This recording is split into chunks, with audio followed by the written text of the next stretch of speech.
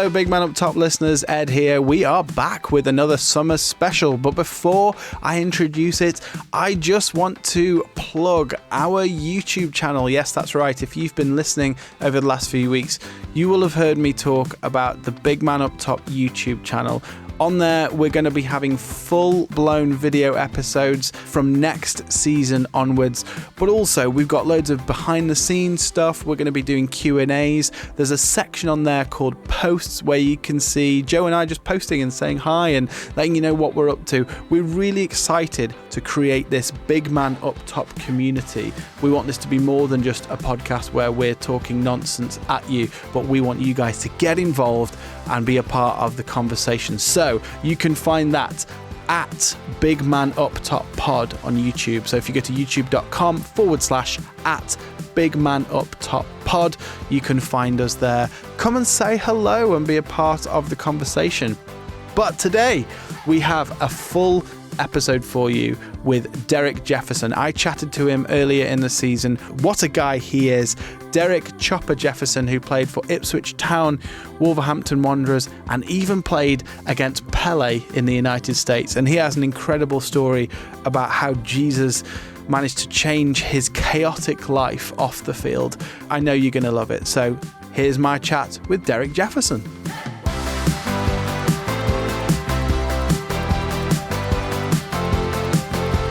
How did you get into football in the early part of your career? Well, I was born in Bedlington, just outside Newcastle, about 12 miles outside Newcastle. And when I was going to senior school, I could have gone to the grammar school, or I could have gone to Bedlington Station Secondary Modern, which is what I did. I took the 11 plus and failed it. So I didn't get to the grammar school. But that was quite fortuitous because the grammar school was into rugby and the Secondary Modern school was into football. And it just so happened that there was a Mr. Love who was the history teacher. And he was into football big time. And he was on the Northeast, group of getting youngsters to play for the Northeast, but also to play for Northumberland as well. So he was on the committee. That's the word I was looking for. And so he got alongside me, sort of guided me for a couple of years. But I also had another teacher who was into Scottish dancing, and at lunchtimes, he used to, those who got a little bit of talent, he would take them and then they'd go to different schools and put on shows and stuff like that. But this teacher at one stage said, look, you've got to make a decision. You've either got to, you got to carry on with your Scottish dancing, or you're going to stay, and be in football. Well, at that stage, I'd already had a trial for East Northumberland. And I said to myself, well, Mr. Ferguson, I'm sorry, but I'm going to have to choose football. I played for the Northumberland team a couple of times. Got selected for that as a centre-half. Was reasonably tall for at that stage. This one day, I had a knock on the door, and he went to the door. I'd been to Burnley for a trial. I'd been to Leeds for a trial with the great Don Reddy, who told me I wasn't going to be good enough, which is quite interesting. And for an 11, 12-year-old, it wasn't the best thing to happen to you at that stage. But went to the door and opened the door, and it was Jackie Milburn. So I closed the door, ran in to my mum and dad and said, oh, Jackie Milburn's at the door. So I wonder what he wants. He said, well, you better go let him in. So Jackie Milburn came in. He said he was the manager of Ipswich Town and he'd like me to come down for a trial. Well, my dad was not into football at all, but my uncle, Tommy, was. So I went down for a week's trial when I was 14, and they took me on in September of that same year. So it kind of worked out. Jackie Milburn started off the youth program, which wasn't heard of very much in those days, and I came through that, basically. Wow, that's an amazing story. And so that then led on to an extended period at Ipswich Town. What was it like playing for all those years at the sort of the back end of the 60s and the early 70s at Ipswich Town? Yeah, it was interesting because obviously you take on these different tasks as you had to as a young player, cleaning the stands, and I don't think they do that anymore, tidying up after games and stuff like that. But what was really interesting for me was the number of players that when they went into the bats, at one stage you just had one big bat and everybody jumped in. But of course that changed over the years. but they all smoked and they were drunk. and that was their way of celebrating the games. And so I used to tidy up after them, and obviously playing in the youth teams. And we went over to Holland to play in youth tournaments, and that was just a total eye-opener for me. Never been abroad in my life. But Jackie Milburn moved on, and Bill McGarry came along, who went on to manage Wolves for a number of years. Bill McGarry gave me my first game. We played Shrewsbury. I was a centre-half playing in the reserves and doing reasonably well. I hadn't had a sniff of the first team at all, but the centre-half who normally played, he got injured in a car crash, and someone came out to my door that didn't have mobiles in those days, and knocked on the door and says, "You want it? We're playing Shrewsbury Town in the third round of the FA Cup, and you're playing this afternoon." So I went down there, got changed, went onto the pitch. We won 4-1. Didn't play again that season, but the centre-half recovered and played instead of me for the rest of that season. But then the next season, I got into the team on a regular basis. And we beat Crystal Palace to win promotion into what is now the Premier League, which is the first division back in those days. So here I was, 17, 18, 19-year-old, playing at Old Trafford and playing at Liverpool and playing at White Hart Lane. And it was just amazing. I wasn't a prolific goal scorer, but I did score one goal in my career at Ipswich against Tottenham. And what happened was I got the ball just over the halfway line, and the manager was shouting to me, "No, don't you give it to somebody else." Anyway, I just kept running with it. It went past the centre half, and it went into the corner. I had a shot, didn't know what I was doing, but it went into the corner of the goal, and so I scored. So it was about 5 minutes to go, and when I came off, Bill McGarry gave me, he's got one of these sets of lips, which I think the ladies have these days, but he had a really big mouth, and he gave me a kiss, and I thought, I'm never ever going to score another goal again. Yeah, I think it's fair to say that centre-halves and managers were very different back then than they are these days. But you developed a bit of a reputation in your career as being a bit of a hard man, shall we say, on the pitch. What's your sort of thoughts about that? How did you go about your game? Was that something you were actively aware of, or did you just go and play? I started to get a bit of a reputation in the reserves, and when I came into the first team, there was loads of supporters would support a player. All of a sudden, this one game, they started chanting "Chopper Jefferson," and I thought, oh, okay, yeah, I'm happy with that. So you start to get a bit of a reputation. I remember looking back at one of the games I played in against Liverpool, and I was marking Kevin Keegan, and the referee had to come and overwork me on a couple of occasions. I'd ended him a couple of times. Then we were playing at this one game when Bobby Robson came along, and I wasn't having a particularly good game. I wasn't winning many tackles. And he said to me, look, you're not playing well, but can you still tackle? And I said, well, of course I can. And he said, well, you've got to sort Peter Osgood out. And I said, okay. So went on the pitch, and within the first 5 minutes, I've got this really good tackle into him and hammered him, sort of knee down to ankle. Unfortunately for me, the ball was about 10 yards away at the time, and I got sent off. I was the first person ever to be sent off at Portman Road, apparently.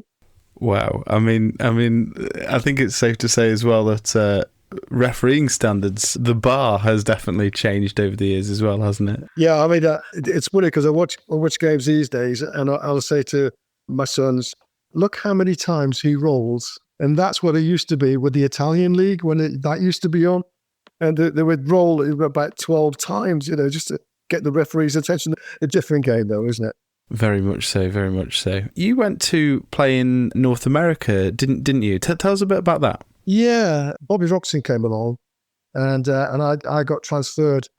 I mean, Bill McGarry had a liking for me. So when he went to Wolves, I didn't know this at the time, but the two centre-halves were doing a really good job, McCall and Monroe. I went in to see Bobby Robson and said, look, I've had a telephone conversation with a journalist, because that was the only way that you could have, move on in those days. And I said, Bill's after me, and is there any way that we can, get that. I mean, I was doing okay with Ipswich, but it was an £88,000 move. And I thought, well, I could really move up in the world.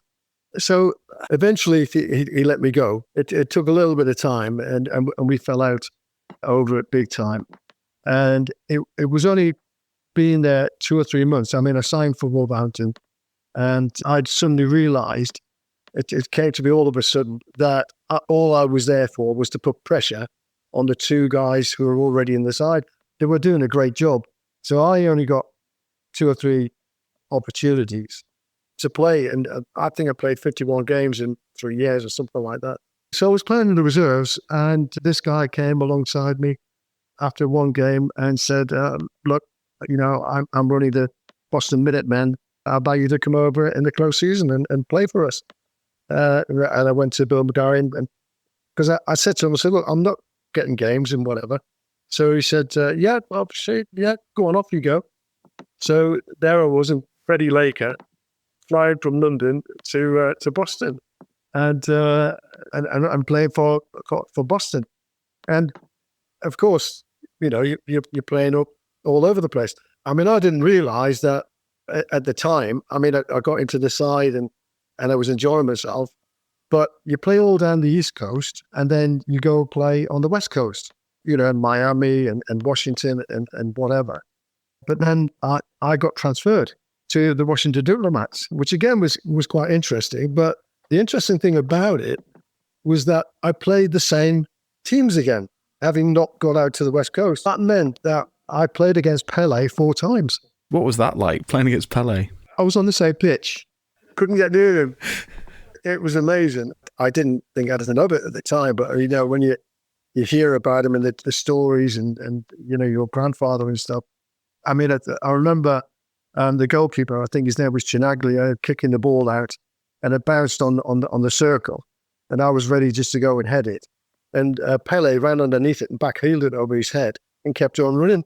And I just stood there and clapped. It's just absolutely amazing. Here was me, a young lad from Bedlington, playing against one of the best players ever in the world. Well, I mean, I can only imagine, which sort of leads me nicely onto my next question. You've mentioned in the past about having a bit of a, should we say, chaotic life off the pitch, which sort of led to making a decision to follow Jesus. And I'd just like to know a little bit about how that came about. What was off the field life like for you? Well, I got married when I was 18, 19. And when I got transferred to Wolverhampton, my wife came with me. My wife at that time came with me. I started drinking because I wasn't in the team. I was playing in the reserves and I started drinking at the local hotel. And I came across this guy who was a millionaire in those days.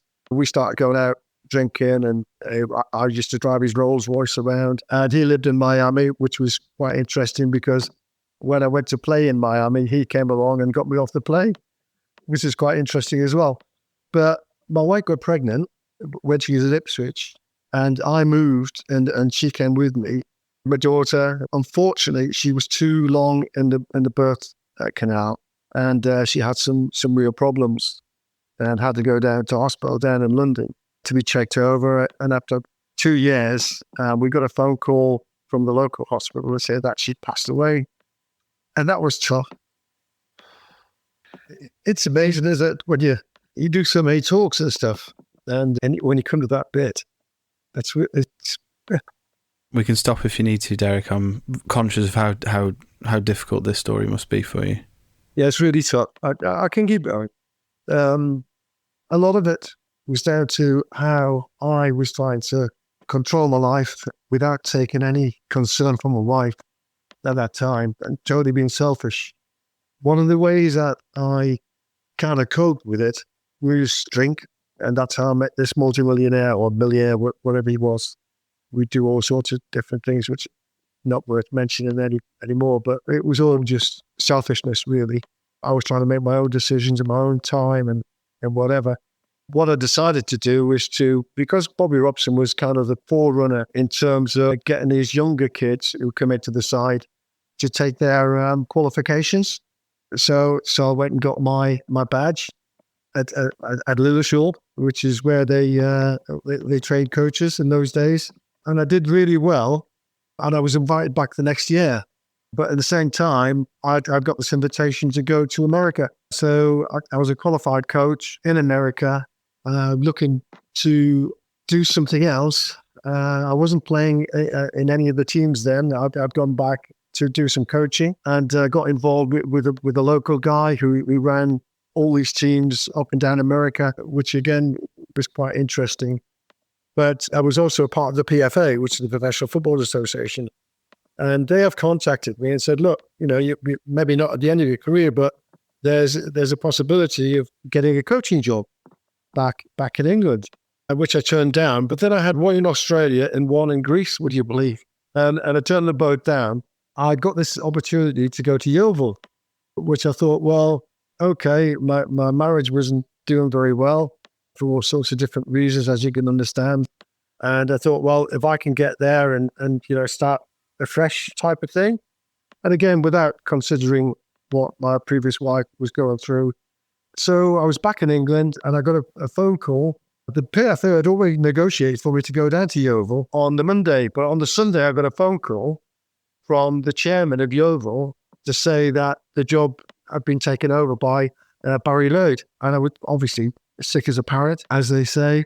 And I drank too much, took some pills, and went on a drive, and then I crashed on the M5 and ended up in hospital for 5 days. But my parents stuck by me. They invited me as I was recovering. They invited me back up to their home in Middlesbrough. I mean, I'd actually bought them a house in Middlesbrough. And the mum was a Christian. Thank goodness she loved God. So I was there for a week, and the first Sunday came up, and she said, look, there's nothing much on telly. Do you fancy coming to church? And I said, okay then. So I went to church, and would you believe there was a young lad giving his testimony, talking about how he'd given his heart to God. I was heartbroken and went out and became a Christian that night. Goodness me, what a story! And what did that do to your life in general? How did Jesus change your life in that moment? Well, interestingly, I got some digs back in Birmingham and started going to this a local church. I'd got divorced, which wasn't very nice. I buried my daughter, which wasn't very nice. But then I met this lovely lady who I've been married to for 44 years, sorry. So here I was looking to get my life together again. And one of the things that I needed to do was to contact the PFA. And they said, well, look, it looks like there's a job going at Birmingham City. Well, when I was at Wolves, the reserve team coach was now the assistant at Birmingham City. And he said, well, there's a job going. So I got invited for an interview. After half an hour, Jim Smith said, yeah, we'll have you. So I became the reserve team manager. I'm thinking to myself, well, I've joined this local church. I've got a new job. What is going on? God was just so gracious for me. And that was quite an interesting time, with Jim, because he was the sweariest, I have to say, filthiest, but he was such a funny man. He was incredible. And obviously I was involved at the local church with my new wife, Linda, and she's been such a blessing to me and such an encouragement to me. It's like having your buddy right next door to you. Her dad was a pastor, an evangelical pastor. He wouldn't marry us in church, but he gave us his blessing, which we're very thankful for. When you look back, you see God's hand on you and what people do for you and encourage you and stuff like that. It's just amazing. I just wanted to ask one final question. As you've mentioned, alcohol was a huge part of your sort of self-medication in that way when you were having these difficult moments in life. And I think that despite all the changes in advertising laws and whatnot, it still very much has a huge impact on the game.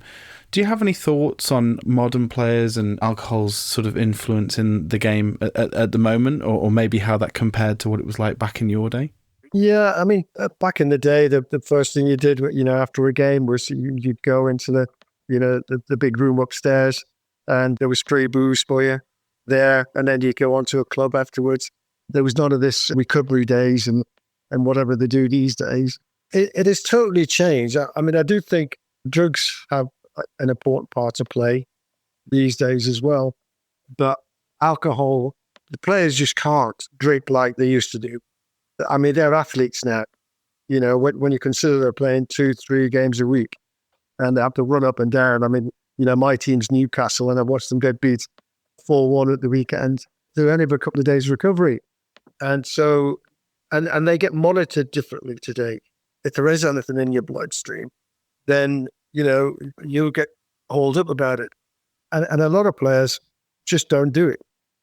You know, I'm sure it goes on, and I'm sure players have a drink, you know, but it's in moderation, I would say, in the majority of players that I know in recent days and in the past.